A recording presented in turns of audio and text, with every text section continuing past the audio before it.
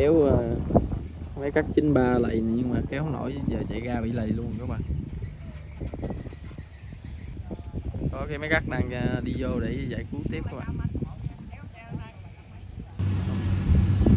Chạy vô các bạn, chạy vô để giải cứu tiếp các bạn.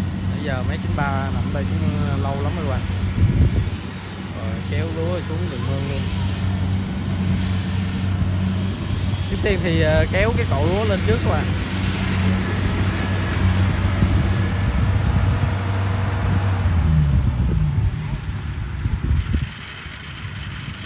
Cậu lúa này xuống đường mương luôn. Để xích rồi. Rồi kéo trước tiên thì kéo mấy cái cậu lúa lên trước các bạn.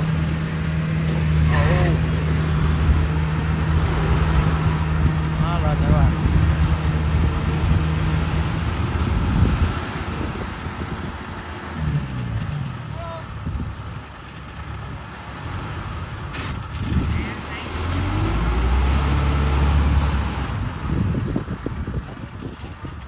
Đầu kiếm khách đi kéo mấy cắt 93 các bạn. Chắc là mở cái đường trên đầu rồi ở sau lúc giờ em đang đi dài dài ra nè các bạn.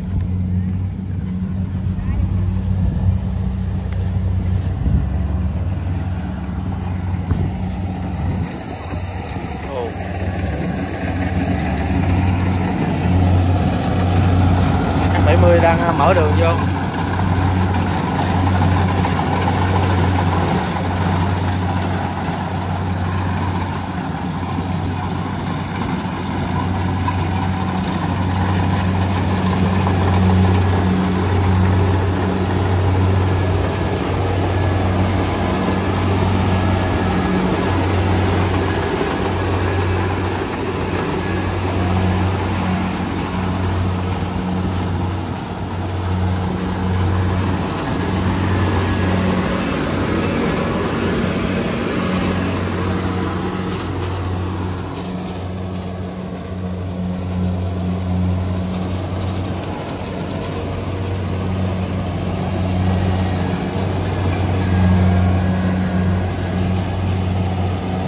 Này thì lầy lội dữ lắm các bạn, tại vì đất khô á, rồi mưa là xuống các bạn, nó nhão đất trơn.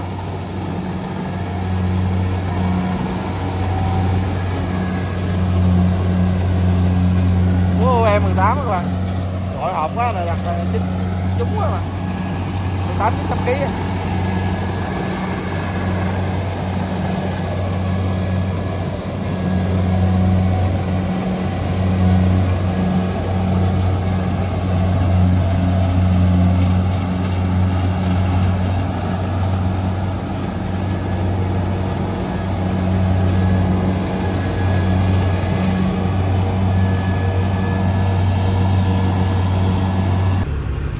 Xích buộc nha các bạn.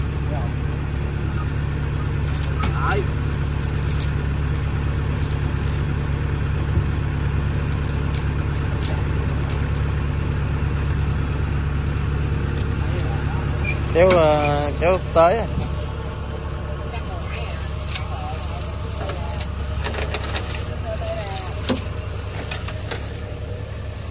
Ồ, cái bánh nó lúng rồi.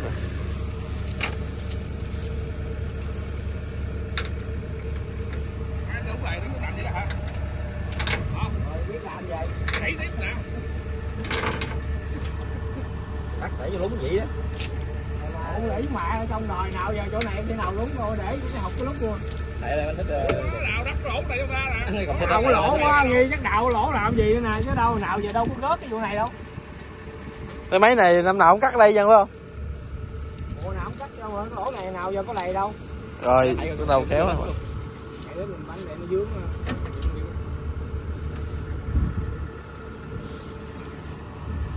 Rồi cái đầu kéo.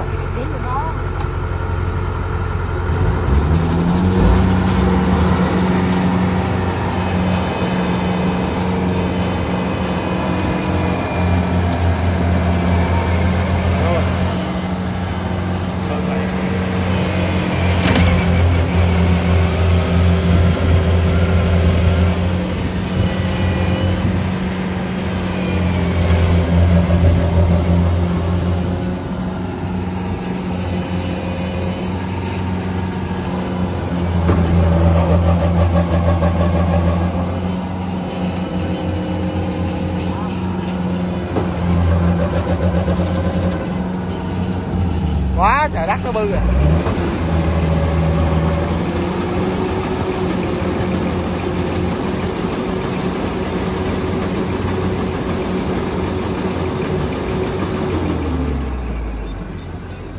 Quá trời đất luôn rồi đây.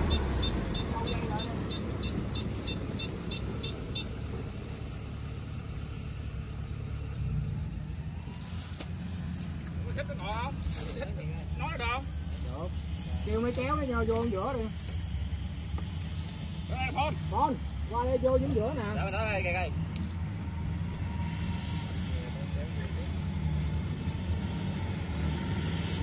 Nó đi một lớp luôn rồi.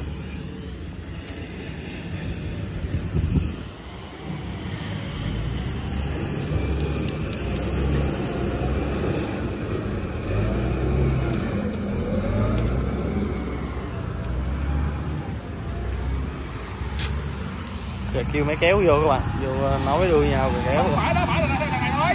Khỏi mở ơi, khỏi mở.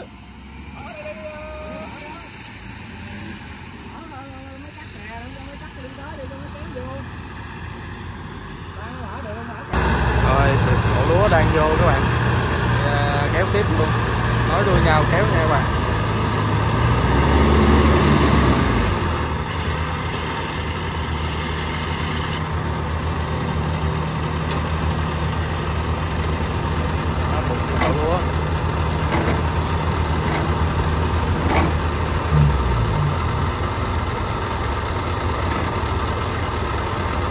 Kia buộc vô máy cắt.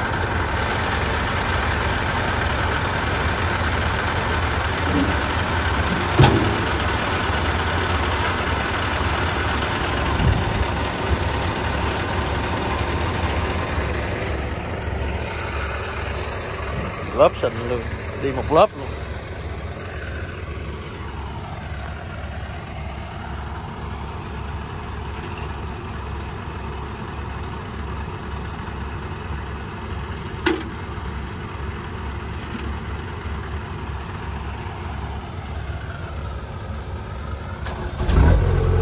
Rồi, bắt đầu kéo nè các bạn ơi.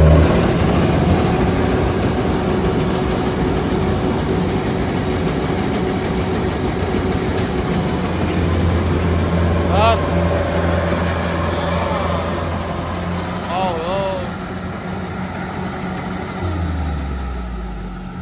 Quăng qua bên luôn các bạn, ghê không?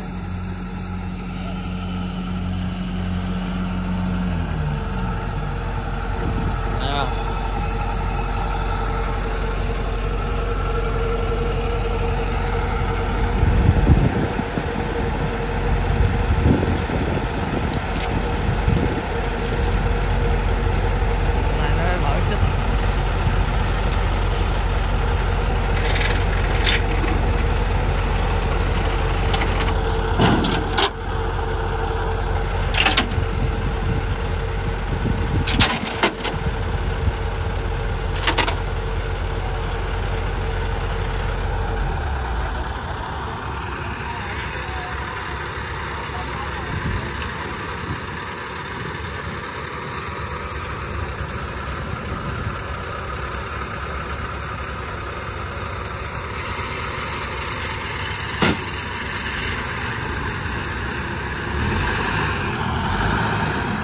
Rồi kéo xong rồi đi rồi các bạn.